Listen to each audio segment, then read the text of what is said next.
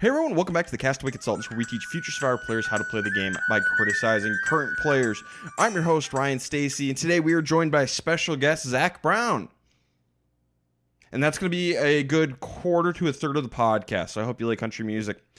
In the meantime, before, Zach's going to get set up, so we'll get to that in a moment, but let me bring in Josh Wessler and Derek Kupchak, my other fabulous co-hosts, who are also huge country music fans. Hi, guys. Twing-a-twang-a-twing-a-twang. Okay, but Josh, don't you actually kind of like country music?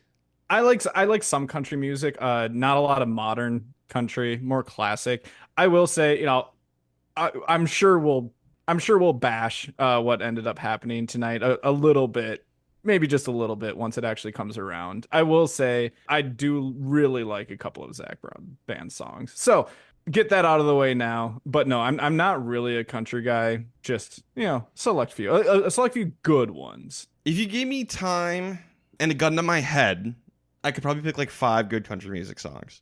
Maybe. Yeah, we'll definitely get more into this. I hated this. Why isn't like My Chemical Romance coming out to do Survivor Awards? Or does MCR do it? Would MCR do an acoustic set? Because you'd have to probably. That's what, Gerard Way, right? Yeah. Why is it Gerard Way out there on Survivor spearfishing? That's my favorite band. Well, and I don't know a ton, but Gerard Way, one story I do know is that him and the Jonas Brothers, they were in the same studio recording at the same time. And I want to say it was Nick Jonas. It might have been Kevin Jonas passed by Gerard Way, like outside the studio. And he was like, "Hey, Gerard." And I guess Gerard just said, "F you," and just kept walking. And whether it was Kevin or Nick, were just like, "Oh, okay." A, All right, then. A, fair reaction to the Jonas Brothers. No. B, I have heard Gerard Way can be a bit of a dick. So, take that for what it's worth. It kind of sucks. My favorite song of all time, not to get off into a music podcast, my favorite song of all time is a Smashing Pumpkins song, Tonight Tonight. Billy Corgan, also notorious dick. Wait, is that the one that goes, "We're going at it tonight"? I'm gonna tonight. This is a party on the rooftop. No, Absolutely not. Absolutely not. I hate when you do that. Derek absolutely knows that is not the Tonight I am referring to, but he does it anyway. I hate Derek so much. But yes, so some musicians are not very nice people because they're artists. But hey, that's okay. Why isn't Hollywood Undead going out to Fiji to perform? Where's my Hollywood Undead? That would be awful. Absolutely awful. One of my other favorite bands. If you can't tell, Ryan has a very specific taste in music. I'm gonna get blasted for my music taste, I feel like. As you should, for the most part. Ryan has like 2 genres of music that he likes. We are getting so off topic. Look, this is Survivor's fault. I mean, I guess, yeah, we're letting music occupy like a third of this podcast. Now, we're not even into spoilers yet. Zac Brown was in this episode. I thought the strategy in this episode was interesting despite what turned into basically 25 minutes of the social hour. And that will be interesting to talk about. Yeah. And you know what? I want to tease a diverging opinion as well about this episode that I'm going to bring up. So, hey. I don't know if it's going to be diverging, but I'm also excited to talk about the whole 20 minutes of strategy that we got here. There are things to talk about, just maybe not as much as a normal episode, at least strategy-wise. Well, should we get into spoilers now that we've thoroughly discussed Zac Brown? I'm just kidding. We're going to discuss Zac Brown some more. Yeah, not that there are as many spoilers as usual to worry about, but still go watch the episode. Skip the, if that's not your thing, skip the middle 30 minutes. Yeah, okay, so if you haven't watched the episode yet and you're not a Zac Brown fan, you can fast forward. There's nothing else there. Go for it. Go through the immunity challenge and then fast forward until you get to the tribe that looks sad. Yes, exactly. And then we're going to talk about Zac Brown for a little while. And then we're going to go to the next tribe. Yeah, you're right. We're still going to talk about it. Sorry, I had to do that. Okay. Spoiler alert in 3, 2, 1. We are going to lose Mike White tonight. And I'm sad. Yeah, I mean, you could say that Mike Whited a little too close to the Mike White, and, the wax of Mike White wings melted away. But this was the only way he was going to win, and I'm not upset. He had to do this. No, he didn't. I think he did. Nope. I think this is exactly the kind of thing that had to happen. Easier options in this case, better options in this case. So yeah, Mike White, I think he shot himself in the foot a little bit here. Mike White, yes. he definitely shot himself in the foot.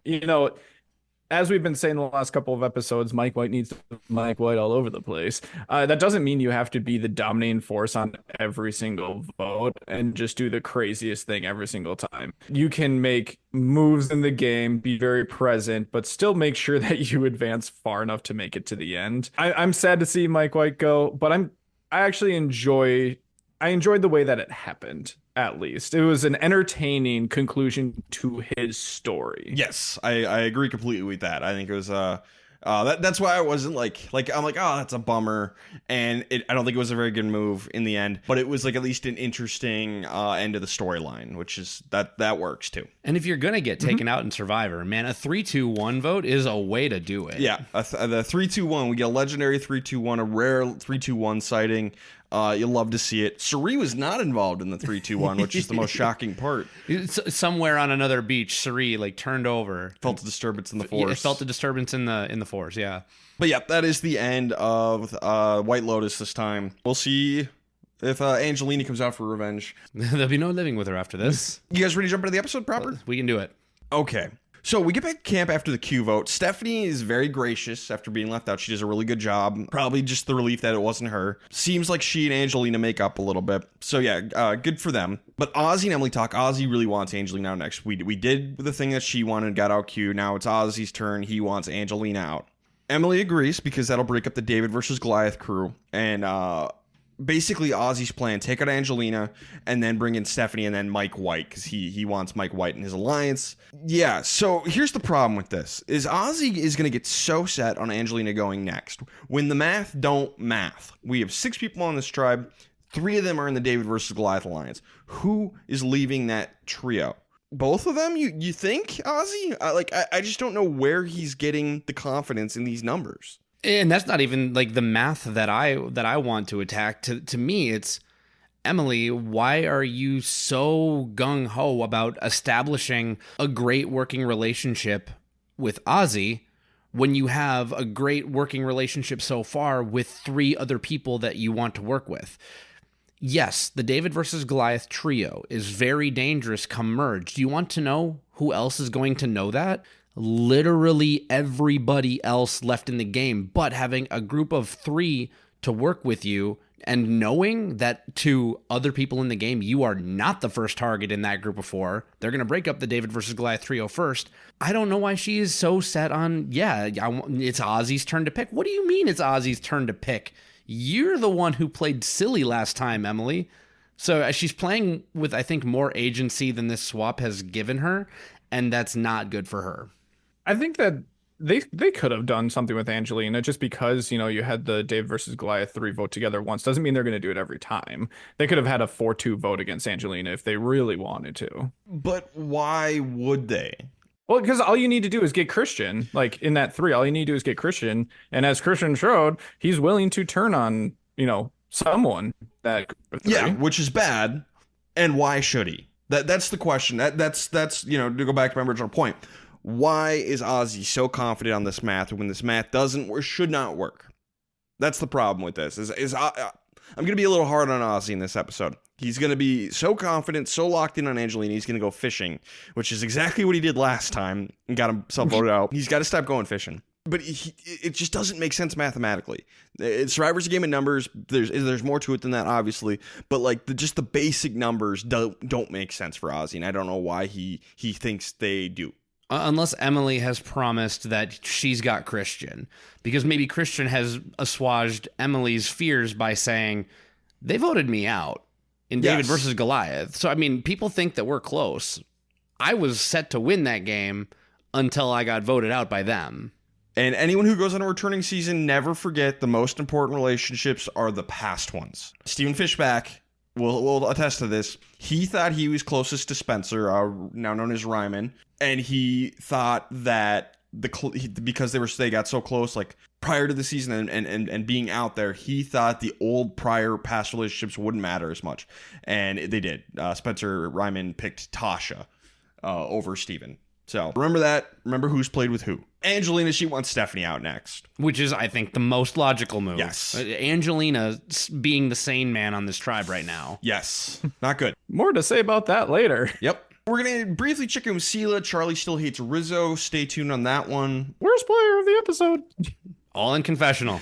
Very likely next week, that could happen. If Charlie doesn't go home next week, he might have a worst player of the episode with his name stamped on it. I'm officially Don't worry, worried. I'm not gonna give it to him this episode. Yeah, you can't do that. I mean, Josh can do what he wants, and we just get to Riz You got destroy all your credibility if you do that in this episode. Hey, I had one listener agree with me, so thank you. Aubrey's gonna go idol hunting. So the others also kind of go looking for her, but Genevieve is going to be the one to find the boomerang idol, her second one. This time she's going to send it to Rizzo. So, Rizzo's got an idol. If Genevieve had seen 49, maybe she would have picked somebody else. But, she hasn't seen 49. Did you guys see the story that came out this week about this idol? No. Yeah, you guys don't go on social media. So allegedly, the Billie Eilish Boomerang Idol was not created by Billie Eilish. It was created by Survivor producers. They had a handful of ideas for idols, and they came to Billie Eilish with those options. She picked one, and then they wrote the note saying, "Hey, it's Billie Eilish." They wrote the note for her. So she had allegedly she had very little to do with the actual creation of this idol. Cool. We're just going to call it Boomerang Idol. Yes. Which, I would have no issue with it if they weren't every single episode saying the Billie Eilish Boomerang Idol. So I thought that was funny. How embarrassing. Seriously, for production, anyone who was involved with that, how embarrassing. You could have given it to Zac Brown and given him something else to do. Zac Brown Boomerang Idol. Like, what if you had Zac Brown Boomerang Idol and then Zac Brown's on the island and someone has the chance to talk to Zac Brown about the Boomerang Idol? I hate all of this. This is embarrassing. Survivor production, I'm big fans of the podcast. You should be embarrassed. You should be. This is embarrassing. I'm embarrassed for you. So now that I've completely taken my chance of ever working on this show, hire me. I'll do a better job. If one thing is certain, Ryan is not the yes man you're looking for. Yes men have no place on this planet. Unfortunately, they have plenty of places on this planet, but not on this podcast. No, they have no place on this planet. They found a place, but they have no place here. You know what, Derek? Yes, I agree with you, Derek. And that's how Josh left the Castaway Consultants. It was an amicable split. It was that and then picking Charlie for worst player of the episode. It was the wombo combo. All right, we're going to go to the immunity challenge, 15 minutes of the episode. We're all just like, what? Are we going to do maybe 2 boots tonight? No, that's next week. That's next week. No, first place gets Zac Brown. Oh, so that's why we're doing this so early in the episode. And it's called several times the greatest reward in Survivor history. I'm sorry, Boston Rob threw a clue into a volcano. I'm pretty sure there was a reward where they watched Jack and Jill. Yeah, Coach was there. Coach has gotten the best reward of all time and the worst reward of all time. No, he's gotten the 2 best rewards of all time. I would rather get the Jack and Jill reward because I love a good bad movie, and I would probably hate Jack and Jill with every fiber of my being. But I like movies, and I could hate watching a movie and have a good time. And plus, you could be like Jake O'Kane, right? Like, I'm watching Jack and Jill on Survivor. Or what was the other one? It was the Jack Black movie, Gulliver's Travels. Yeah, Gulliver's Travels. I would take that reward over Zac. I do not like country music almost at all. There's 5 decent country songs I can name.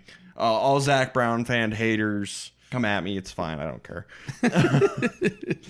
But no, the winning tribe is going to get to go to the Survivor Sanctuary, where good things happen. If you say so. Zac Brown is going to cook them a meal. He's going to go spearfishing himself to catch the fish, which he turns out, I'll give him credit, he's good. I don't know how hard spearfishing is, but he catches a couple of monsters. And then let's do a concert. And he had some, he didn't have Survivor fishing equipment. He had it looked like his own equipment or really beefed up equipment. But, still get props. A real spear gun. That thing was big. And he didn't care about any sharks. Honestly, respect to that. Looked fun. So yeah, whatever. Second place, they get immunity, but no Zac Brown concert. So if I'm on this season, I'm going for second place, maybe. No. The food is worth it. Yeah, that's true. The food it does make it worth it. So, immunity challenge, it's a brutal one. Kayla wins. Sela gets second. Poor Vatu doesn't get close. Brutal challenge because they don't have a Jonathan or a Joe on their tribe. So Kayla's going to go on the Zac Brown reward. And this is where I stopped taking notes for a long time. because there was nothing of interest at this reward. The only thing I want to say about the challenge is, one, I said, I don't think that they're even going to be able to get that boat up the beach. They did get it up the beach, but they didn't actually get the boat to the end of the track, so I take partial credit for that. And then Ryan and I talked about it at length during commercial break and Zac Brown, that we're not sure even having Q would have made a difference, because Q would have been the tallest member on that tribe and the strongest, well, you know, with Ozzy being a little older. Jonathan is huge. Joe is huge. Colby has some height. Coach has some height. The other tribes have height for creating this arch. I think that Vaatu was doomed regardless of what happened at the last tribe. Charlie has done this challenge before and won. Yep. And Q has done this challenge before and lost. So, yeah, I don't even think having Q here would have been enough. No, it would have made it a little bit closer. Maybe they would have gotten to the puzzle.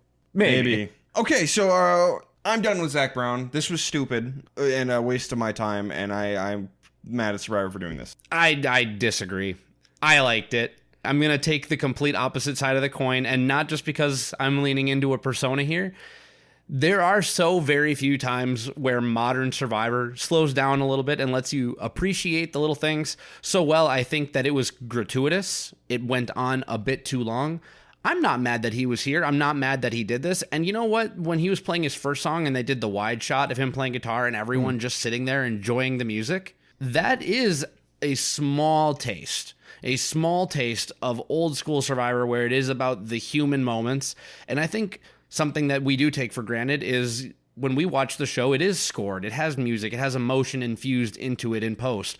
Whereas when they're out there, the only music they have is the music they make. And they had a professional musician go out there and give them something to listen to.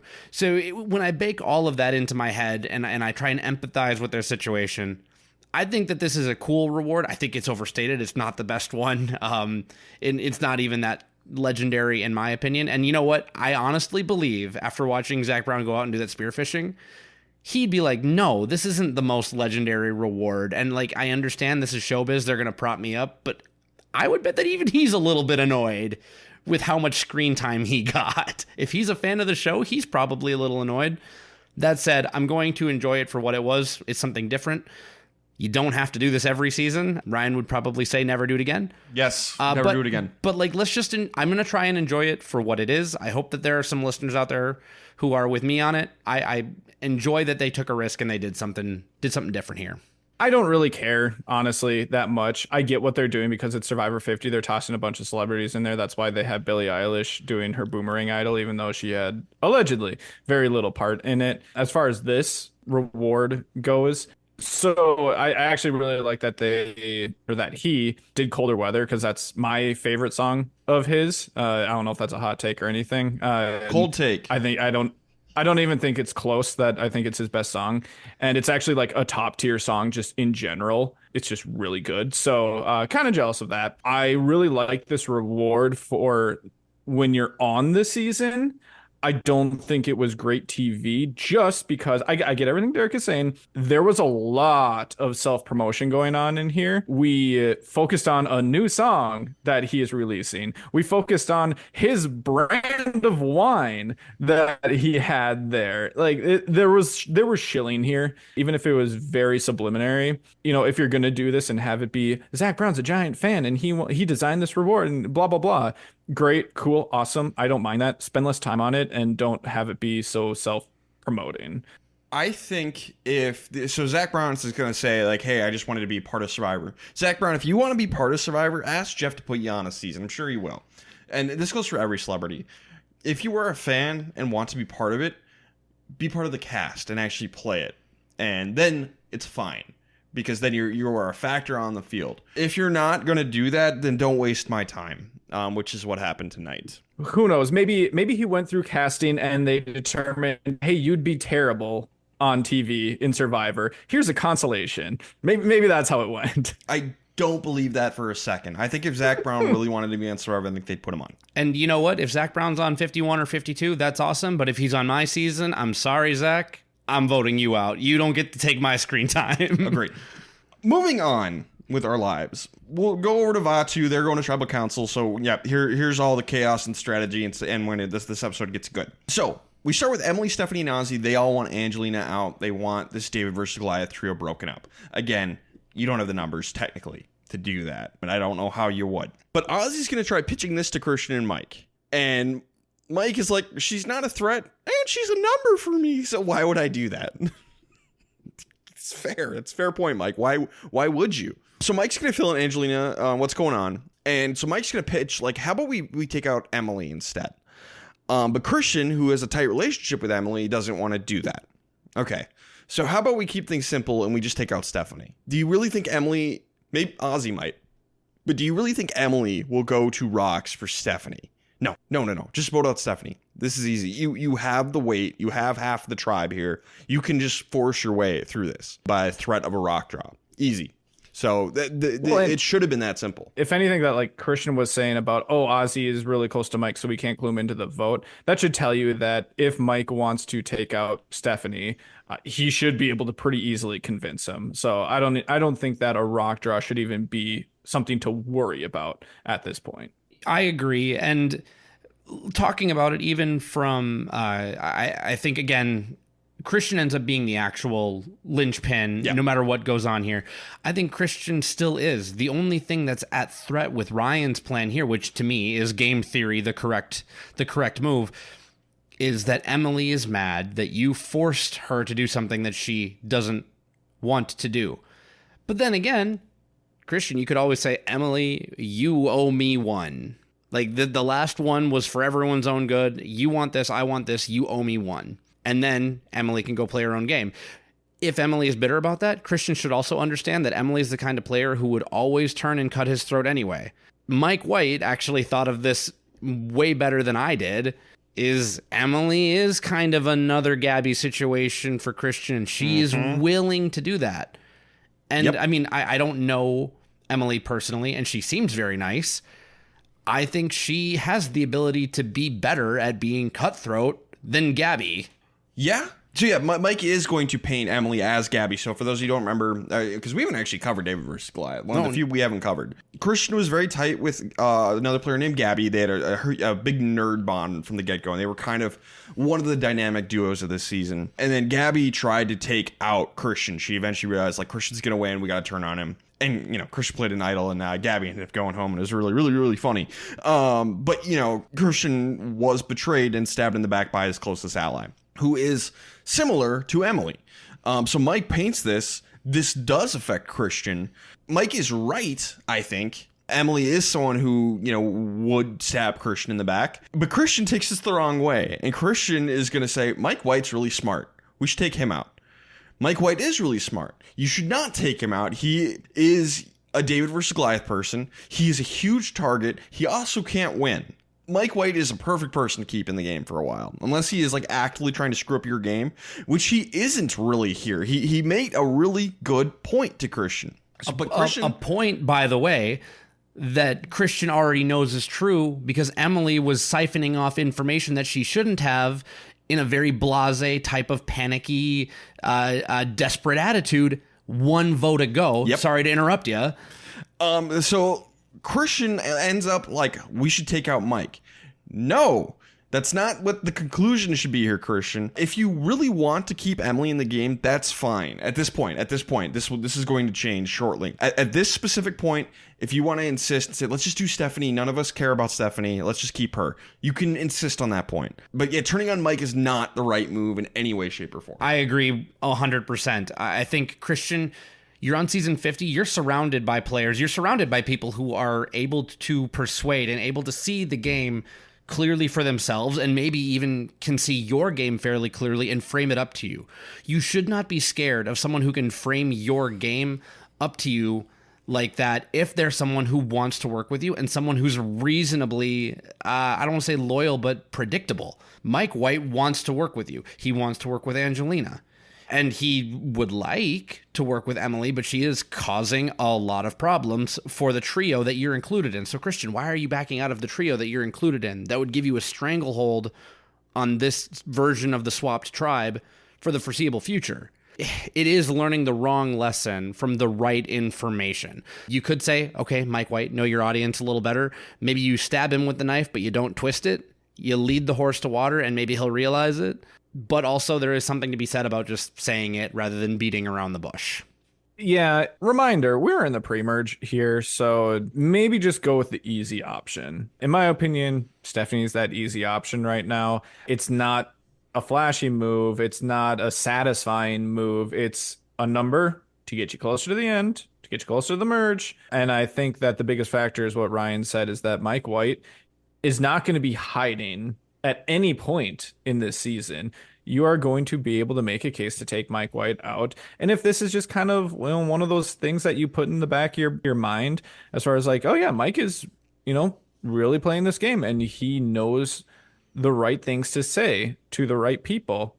Noted. There's nothing wrong with that. There's nothing wrong with thinking about that throughout the game and then picking a better spot to take him out, probably post-merge. Not saying that Emily was the right choice here either, because I do think that it was Stephanie, but it just seemed a little too reactionary. But everything will change. Yes, everything will change, but yes.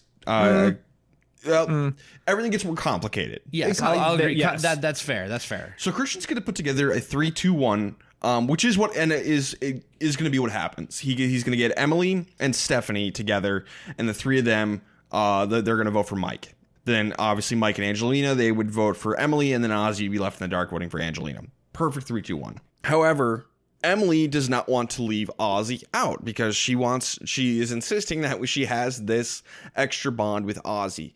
Like, okay, but Emily, you're next the one that's on the line here. So you got to be careful about this. And she almost tells Ozzy what's going on in front of Christian and Stephanie. She starts to. She says, Mike is gunning for me. And Christian basically threatens to kill her. And tells her to chill out. And, they don't say anything else. And they're just like, oh, yeah, it's Angelina. But yeah, Mike was trying to mess things up. But it's Angelina. So she doesn't end up going through with it. But that was so close that if I'm Christian, I'd be like, you know what, maybe Emily should go.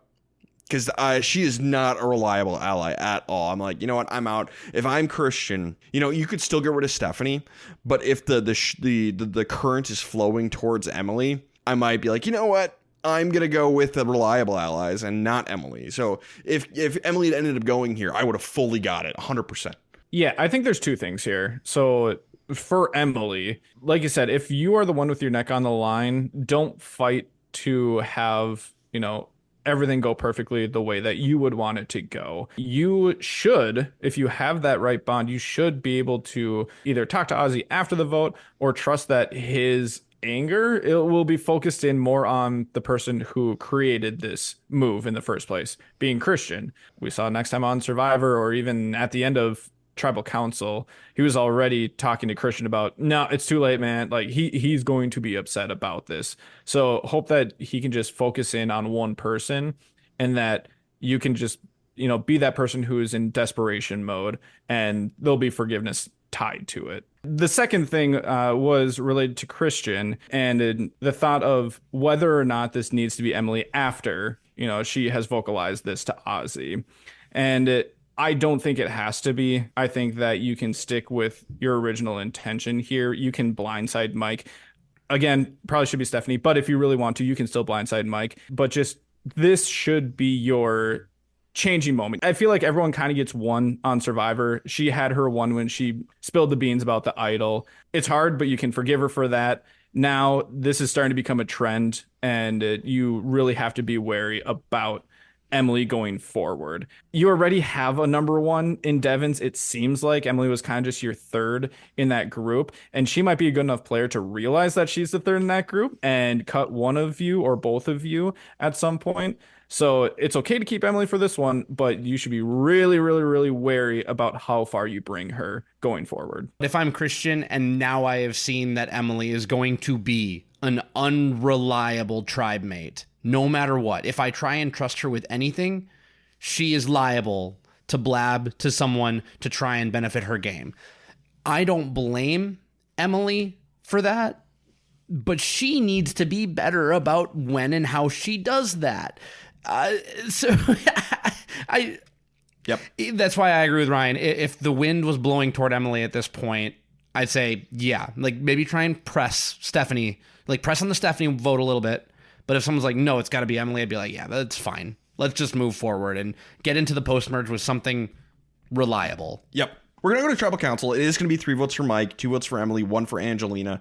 I'm going to land on this is the wrong move. It should have been Stephanie if we rewind it all the way back to, you lose the immunity challenge, what happens next? It's pretty simple. It's Stephanie. Chaos happens.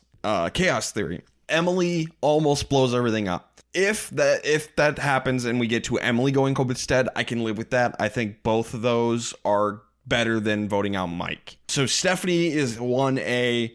Emily is 1B if she does what she does. Because then, if someone does something stupid, then it's their own fault. So that's where I'm at. I agree with Ryan completely. I think Stephanie is the ideal. And given where we landed, Emily or Angelina or Mike White, because they all got votes, right? Emily is the right one to go there. Maybe Christian felt like he had dug too greedily and too deep, where if he doesn't go through with the 3-2-1, then Stephanie and Emily will never trust him. Now, I wouldn't care about Stephanie, and honestly, you shouldn't care about Emily's trust anymore either. She has already fooled you once and twice. You saved it. So, I agree.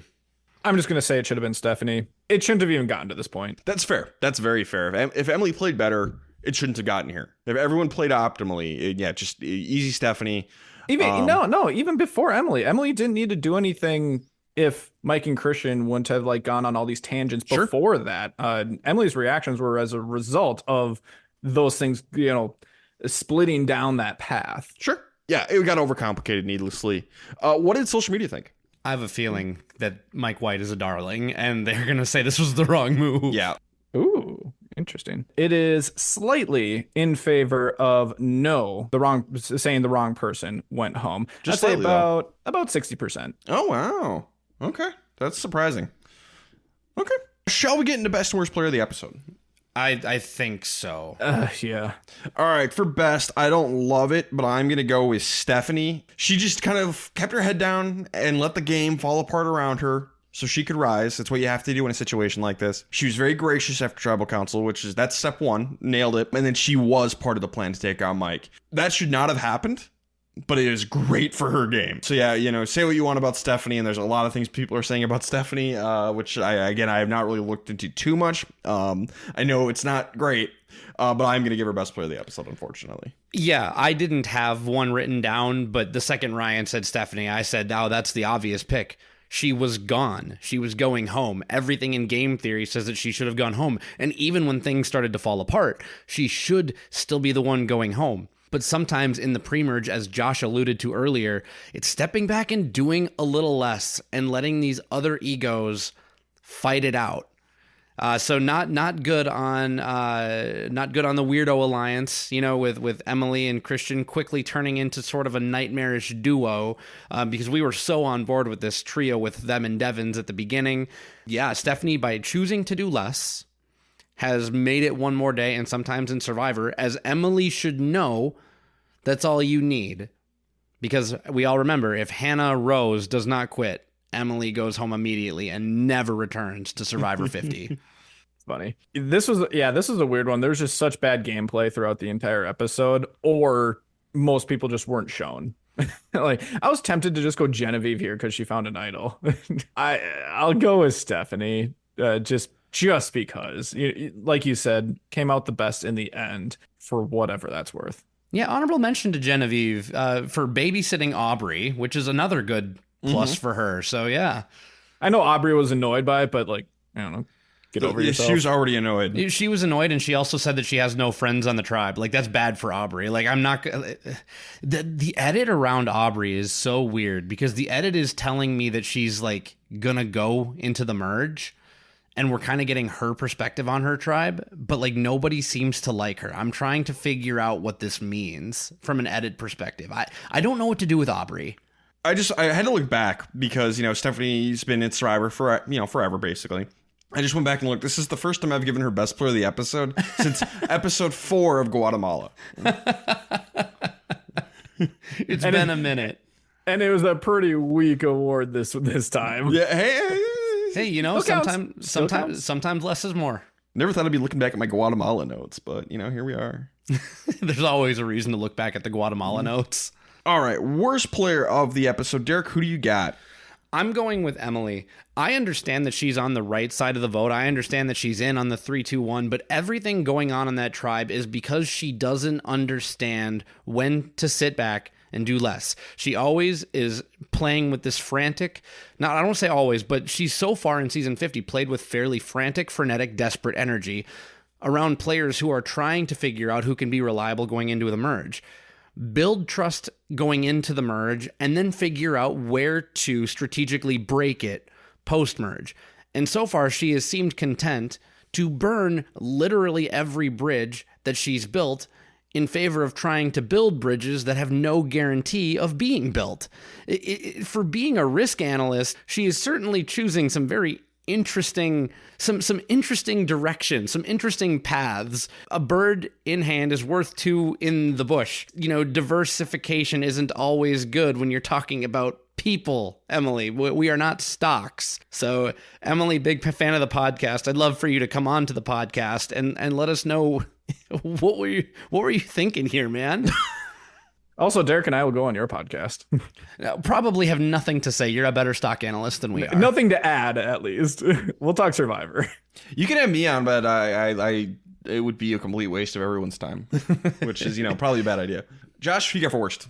Oh my gosh, I don't know. Like this, for both the best and the worst, this was such a weird thought process. Because it's either Christian, Emily, or Ozzy, and just because he was left out of the vote, I don't think that was a good enough reason for Ozzy. And between Christian and Emily, while it was probably too reactive to make this decision, I think you could still at least explain a little bit of it away when you're Christian. So I think I'm going to default then to Emily, just based off of how she reacted throughout all the conversations. Going back to the social side of things, Christian is starting to remember all the things that have happened that are causing him to maybe not lose trust in you, but lose faith in you as an alliance member. So we'll see if that comes back to bite Emily or not, but I think that's enough to give her the worst player. So yeah, I agree with that. It is between Emily, Christian, and Ozzy. Those were the three I were looking at. I took Emily off the table just because Mike going home is good for her. She was part of that plan. A bunch of dumb stuff happened, and in the end, she sees an opportunity and helped get rid of Mike, which is good for her. So that's why I removed her from the top three, worst three. So that leaves Christian and Ozzy. One person who played too hard, one person who didn't play hard enough. Which one's worse in this situation?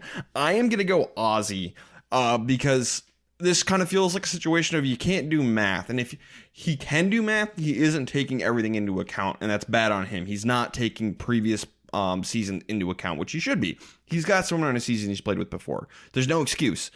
Christian, at least his plan was like a 3-2-1. So I'm going to give Christian dishonorable mention, and Ozzy's my worst player of the episode. I'm not going to fight you on it too much. He was on the wrong side of the vote. The one thing between the Emily-Ozzy relationship that I would try to sway you, if I could, is that Emily is spending all this energy trying to retain and or maintain or build a relationship with Ozzy, and then ends up on paper blindsiding him and again not giving him what he wants. So it's like all of this goodwill spent, and she's in a worse off position because of it. I see what you're saying. I do. But at least the David versus Goliath trio is broken up. And that is good for her. I don't think it is good for her. I disagree with that. I already said why, because they make it to the merge. They're a target. But I get it. It's just kind of all fractured now. So it's going to be interesting to see how they move forward. Either pre-merge or post-merge. Is this going to be a cohesive group? No, probably not. No, this is 5 fractured people here, which is interesting. All right, let's get into who is going next. We know we are getting 2 eliminations next week. One tribal, one immunity. The other 2 are both going to tribal council. So let us start with Sela and Josh. Josh, who's going off with Sela? It depends which one's Sela. Yeah, that's fair. Okay. Got it. I'm going to change it. Last week, my answer was Suri. I'm switching it now to Charlie because Rizzo has an idol. And I think that, he wants to play. He wants to make a move. He wants to make a name for himself around these returnees. And he wants to take someone out of the game who might be gunning for him. He doesn't know it yet in this episode, but I will believe that next time on Survivor, it seems like he is going to find out in some way that Charlie is going to be coming after him. So I think that the idol is going to reverse back onto Charlie. Yeah, it really depends on whether or not Rizzo finds out Charlie's targeting him. So it's going to be one of those two. I'm going to guess Charlie, just based on the storyline we've seen so far. Rizzo's been a little bit more dynamic on what his story is. Charlie has been very focused, and that tells me it's going to be his undoing. So Charlie. It's basically from Editology. I would be very disappointed in Survivor Edit if this is the only storyline that we've gotten from them over the last 2 episodes, and it goes nowhere. So I feel like we need a Charlie Rizzo head-to-head set up and have a payoff. Otherwise, I'll just be disappointed. So I'm going to go with Charlie as well. I will take us over to Kalo. We have a similar situation here with Aubrey being a potential target with an idol in her pocket. I would hope that Aubrey learned from Edge of Extinction and maybe is a little like almost trigger happy on the idol, which is, you'd rather do that than be the opposite. So I'm going to say she plays the idol and knocks Genevieve out of the game. I have the same prediction as of this point, which sucks for Genevieve because she's got 2 boomerangs in the air. But hey, what are you going to do? I have an interesting thought. Depending on who goes to Tribal Council first, could Rizzo get blindsided from the game and the idol boomerangs to Genevieve before the second Tribal Council?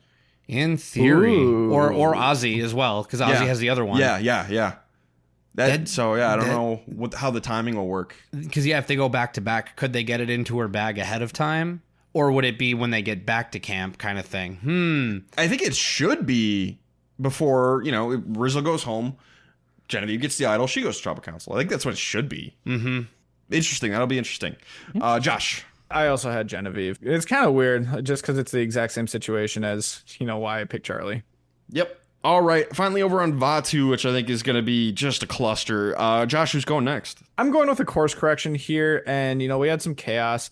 I think we're going to reset a little bit and go back and revisit why is Stephanie in this game right now. Ozzy's going to be upset at Christian and Emily are kind of just on their own. Who knows what Angelina is going to do now that Mike's out of the game. Is she going to go back with Christian, or is she going to try to do something with someone else? I don't know who. I think that there might just be a realignment, and Stephanie could be a common person to go home. See, I think Stephanie's the least likely to go home, except for Ozzy and his idol. I'm going to go. I think this whole thing is going to finally blow up, and Christian's going to go home. I see it as Ozzy finally getting an opportunity to get Angelina out of the game. Mike is already gone. He wants Angelina gone. He's already paired up with Stephanie and Emily. I guess you need to have some kind of follow through and an attempt to finish building this bridge, which leaves Christian and Angelina on the outs. Emily still wants to work with Christian, so therefore Angelina goes home. That's where I end up. Yeah, fair. Can we all agree that this tribe is almost certainly going to tribal next week? And you know what? I kind of want it just because I think it will be the most interesting. Say, with 2 tribes going to tribal and losing a person, I think it's probably a safe bet. It'd be amazing, great for them if it's not them. Amazing. I don't want it to be them because I think it'll be the least interesting because no battle lines have been drawn on the other tribes. So I desperately want to see them both go. Yeah, I'm just thinking it's going to be somebody's going to get either idle or not playing idle. Sure. Whereas we have 5 free agents, and a lot of them are pissed at each other. That's fair. That could be funny. So yeah, I'm along for the ride on this one. Can't wait to see what happens. All right, let's get into who cannot win. Who can't win? I had Joe last, so I'm just going to stick with Joe. I had Chrissy last, and I'm just going to stick with Chrissy. It doesn't really feel right, but I'm going to stick with Jonathan. Just, again, not a lot of information this week. I don't really get your Jonathan, but whatever. It's fine. We have 3 different answers. Yeah, come on. I get his. I don't get it. Well, I don't get yours. He's just sticking to his guns. I don't believe you. We've seen Joe go to Tribal Council. Episode 2 happened. I don't believe you. We've seen him go to Final Tribal Council. And we saw him go to a Zac Brown concert. Let's get into the Survivor pool. We have some big news here tonight. Yes, we do. Breaking news at this hour. Josh, take us to the pool. Take us for a nice swim in the pool. I will take us to the pool. Before we get to the main event of the Survivor pool, let me shout out a couple of listeners here. So first of all, shout out to Jambo, Niall, and Tacos. Unfortunately, they did not get their picks in, so they are out after this week. Thank you for playing. Reminder to get your picks in. We did have one listener who did pick Mike White this week and is out. So shout out to Jeff on Spotify. You tried, you failed. Good luck next time. Off to Ghost Island you go. And, you know, keeping with the rest of the content of that comment, Jeff had so graciously agreed with me on the very large anti-Emily sentiment last week. So he said, I'm ride or dying with Derek, and he picked Mike White. Yes, ladies and gentlemen, I also picked Mike White. And so you know what? I also made the same mistake Christian did. I, too, thought that Emily would find her feet, learn from her mistakes, and not blow up the good thing twice. So let this be a lesson. Ride or die with Derek. And I was wrong. It's death. How many times have you won the survival pool, Ryan? That's what we're talking about here. Once? Hey, you don't get a say in this anymore. You're on Ghost Island. No. Now I get to throw peanuts from the gallery. No. You are not relevant. Derek's out. You get your mic cut in this section if you lose. Peanuts gone. But yes, I'm going to leave it to failed. Ryan to edit Derek out of every single survivor pool going forward. Yep. It's very easy. I can just drop his audio all the way until you can't even hear it. You'll be able to hear him shouting in the background of my mic, but I'll just talk louder. just super quiet in the background. You'll sound like you're way across the room just trying to shout. You'll be right next to me, but you won't sound like it. You'll be shouting from the graveyard. They give the wah-wah effect from like Charlie Brown. Hey guys, that's a terrible survivor pool pick. Derek, Okay, you don't have Derek. to shout in my ear. But yeah, so Derek is out of the survivor pool. Mike White's his way out of this season. I'm Mike Whited too close to the sun. So rest in peace, Derek. You're off to Ghost Island. Have a blast. Josh, it's you and me, baby. It's you and me. Would you like the honors? Well, technically, it was supposed to be Derek's turn. Oh, that's bye-bye. unfortunate. So it's your turn. All right, then I'll go. Thank you, Derek, for handing it over to me. Well, I am going to, like I mentioned, I think it's almost a certainty that Vatu goes to Tribal Council next week, so I'm just going to stay away from that entire tribe. So between Kalo and Sela, I'm going to look towards the more obvious butting of heads of Charlie and Rizzo and use this as an opportunity to burn a big threat in the game. I already burned D earlier, so I'm now going to go with Sari as my survivor pool pick. I thought about Sari. Who did you have last week, by the way? I had Jonathan last week, and you had Aubrey. Yep. So I was kind of thinking along the same wavelengths as Josh. Sari's a little too risky for my blood. Just like it could be all misleading. We go that way. So I want to do something similar, though. I'm picking D. Yep. So I don't think D's long for this game, but I think she'll get through this episode. If I hadn't already used D, she was going to be my next one. And then I saw my list, and I'm like, oh, I already picked her. Okay, I guess it's Sari. Now, I believe we got a couple of questions and comments. So Yes. So get your star picks in for next week, though. And congratulations, everybody. You beat Derek. Not everybody beat me. Congratulations not to everyone. Congratulations to everybody who's still in. You beat Derek. Congratulations to most people. Let's be honest. This was a piss poor showing. But if I'm gonna go out, I'm glad I went out on a wrong move. 3, 2, 1. And on Mike White. And on Mike White. Honestly, like, this is an absolute loss, but like it's the best way to lose. You know, what did Mike say tonight at Tribal? Like, you'd rather lose with some people than win with others? Yeah. That's You'd not the rather case. lose with Mike White than win with somebody else? No, I'd rather dunk on your graves. But, like, if I have to lose, this is the way to do it. That's funny. All right, on to our listener question. So first up is from Micah. And Micah asks, and this is a little interesting because he mentions Mike here.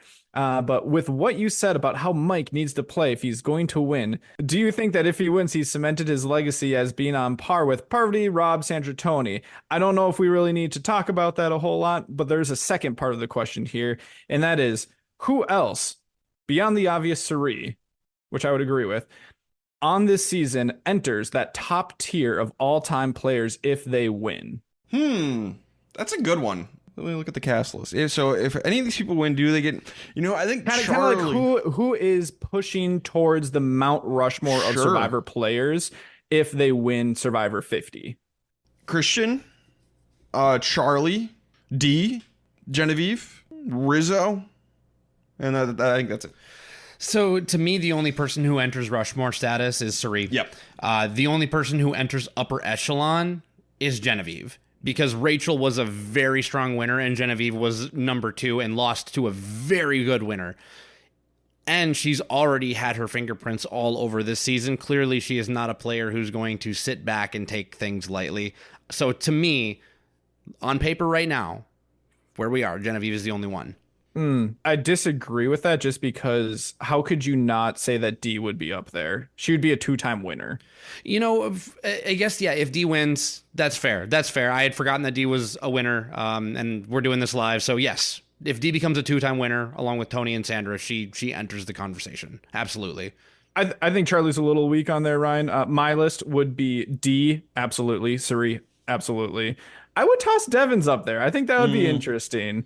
So I'm going to toss Devins in there. Me personally, I would not put Genevieve up there, but I know a lot of people would. And then I would put Ozzy up there just because he's had such a weird arc to his Survivor career that if he does pull off a win, you almost have to get rid of a lot of the negativity behind his other seasons. And if it's just Ozzy as that player, it's like he won.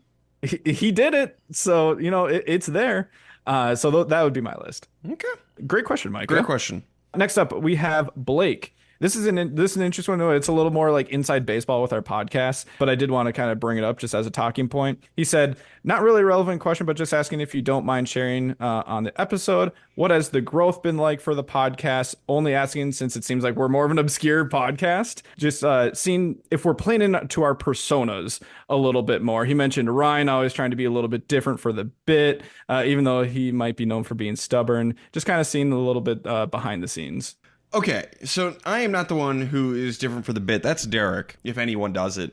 I am never trying to be different for any reason other than I'm right. I'm 100. Whenever I give a take on the podcast, especially the ones I feel strongly about, that is 100% honest, even if it is different on those occasions. I'm never doing it for the bit. Now, am I dialing up the intensity for the podcast? Sometimes. Just when I think it's funny. Am I dialing up the grumpiness for the podcast? Sometimes. Again, when I think it's funny. Am I grumpy and stubborn in real life? Yes. But yeah, I'm never just doing it for the bit to be different. Here's what I can promise you. Every opinion I give, unless I'm obviously joking, being sarcastic, that'll be 100% honest. And I think me and Derek can kind of vouch for that. Ryan is the exact same way in real life, off the podcast. One of Ryan's favorite compliments he's ever received in his life. Someone once told him that he's the realest person that they've ever met. And that was 15 years ago, almost, and he's never forgotten that compliment. I did not pay him that compliment. That was our other friend, Sarah. So, Sarah, he still thinks about that compliment. Yep. But yeah, I would agree that he dials up the intensity a little bit. For me personally, and I did respond on Spotify, I'll reiterate it again here. We talk a lot about Survivor, and we agree on pretty much all of it. Like 80 to 90% solidly, and it's probably north of 90. So when I find something where I have a genuine opinion, and those of you who know me, I love to debate, I love to argue, and I also think that I'm right, but I'm also willing to speak less uncertainties than Ryan is. Ryan is very much, this doesn't appear to be the case. It is the case. Only, there's a saying out there, only angels appear. I genuinely think that Ryan is wrong when I am fighting him with one of my opinions, and I will continue to do so. And I also really like the fun of leaning into that 10% of times where we just don't agree on something that we both care about as much as we do, especially when we've got no actual game experience to back it up. And for me personally, I feel like I play the middle ground a lot. That's just, that's kind of my personality in general. I don't usually have hot takes or strong disagreeing opinions, but when I do, I will, dig my heels in because it doesn't come around often. So when it does, I want to make sure that my opinion is known on those very few occasions. And when it does happen, it is a treat. Those are some of my favorite moments when Josh is just up in arms, stick of dynamite lit out of nowhere. Hand. Yeah, exactly. He is lit a stick of dynamite. He's gonna tell you how it is, and if you don't listen in, he will drop the dynamite. Yeah, it's rare, but he's got a box of dynamite with him. And you know what? In many ways, when he does that, I don't know if it's for the listeners, but I definitely really listen because he so rarely does it. Scarcity has increased the value of a Josh valid crash out, you know? So I sit up a little straighter when he starts doing it. yeah, I have to lean forward and really lock in. Look, if all of your takes are hot takes, people just get desensitized and they don't take you as seriously. That's true. I would like to say that that's all, part of my madness, but it's not. It's not. Great question, Blake. And a fair one. Question. Rachel asks, are there any people who you think are most likely to make it to the merge so far?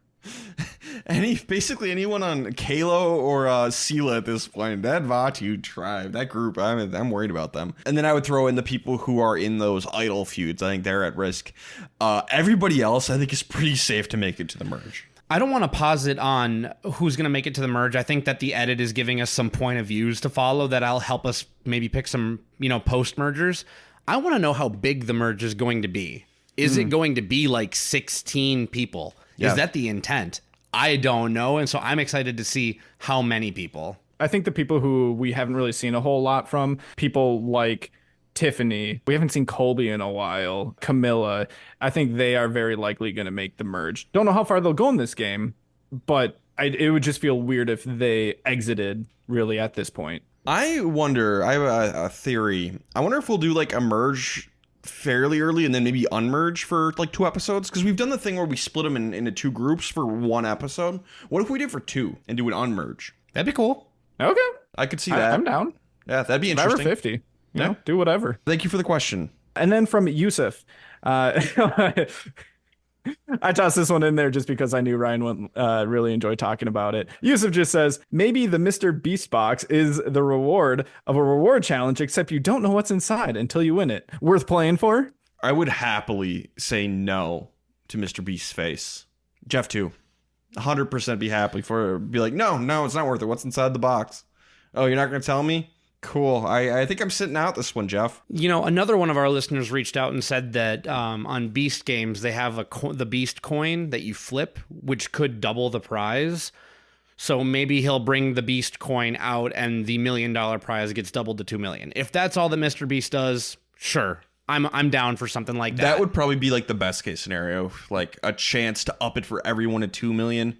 Cool. That's fine. But and you're risking, like, in that scenario, in Beast games, you risk your life in the game. Like, if it's Tails, they would have been out of the game completely. If they would have some sort of penalty for losing the coin flip, I would hope that'd be go to tribal. Maybe it's part of the no, go to tribal. God, no. Lose your vote. I'm just saying not. We're talking about $1 million here. Who like, if you're doubling it from 1 million to 2 million, I'm saying like it would have to be bigger than just losing your vote, but not as big as, hey, you're out of the game. You know what? I'll say this.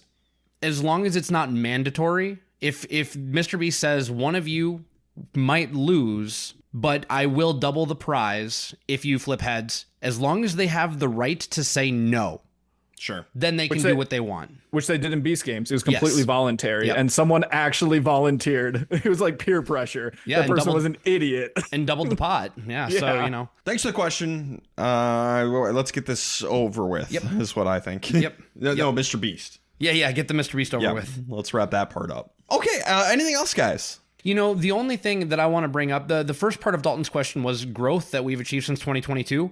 All I want to say is if there's someone out there who loves Survivor, just tip them on to us, because the stats actually say 80% of new people who find our podcast stick around, which is a really, really, really cool number in any kind of medium. Yeah. So that's an insane stat. So let us know. I would still say we're relatively obscure. Obviously, we don't have all the credibility out there, but we can offer you earnestness, candor, passion, and we're giving it to you straight with Survivor as a product and Survivor as a show, but also as a game. So if you like that, just know that if you tell someone about us, there's an 80% chance so far that they will like it. So that's my one plug. I promise not to do that again until finale night. Okay. So yeah, get your picks in, get your questions, get your comments, and get everything in. Anything else, guys? That's it. All right. Well, this has been the Castaway Consultants. Got nothing else for you. Good night.